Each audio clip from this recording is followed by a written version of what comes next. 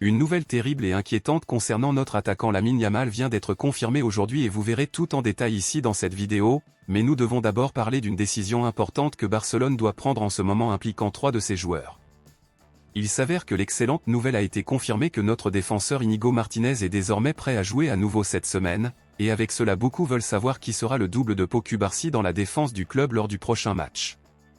Lors des derniers matchs, Hansi Flick a alterné entre Ronald Araujo et Eric Garcia comme titulaire de Cubarsí. Cependant, avec le retour d'Íñigo Martínez, nous voulons maintenant savoir ce qui sera fait.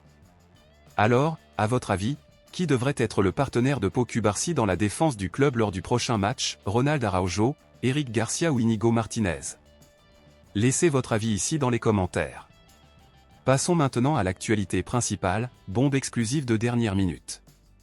Barcelone a un match important devant eux, qui est un quart de finale de la Copa del Rey contre Valence. Cependant, une mauvaise nouvelle vient d'arriver aujourd'hui concernant l'un des principaux joueurs du club catalan, qui pourrait nuire à Barcelone dans ce match important, et nous parlons de notre attaquant Lamine Yamal.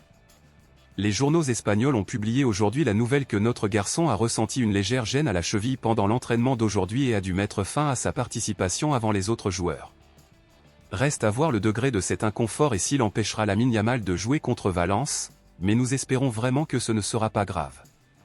Ces derniers mois, Lamine Yamal a été confronté à des problèmes à la cheville, qui l'ont empêché de jouer pendant quelques matchs.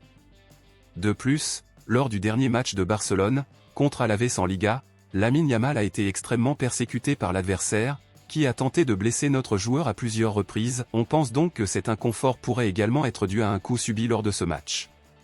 Pour beaucoup, Lamine Yamal est extrêmement important pour Barcelone et sans lui, le club ne peut pas gagner. Donc, étant donné cela, à votre avis, sur une échelle de 0 à 10, quelle importance accordez-vous à Lamine Yamal pour Barcelone? Pensez-vous que nous ne pouvons pas gagner sans lui? Dites-le moi ici et je lirai votre commentaire. Je vous verrai dans la prochaine vidéo.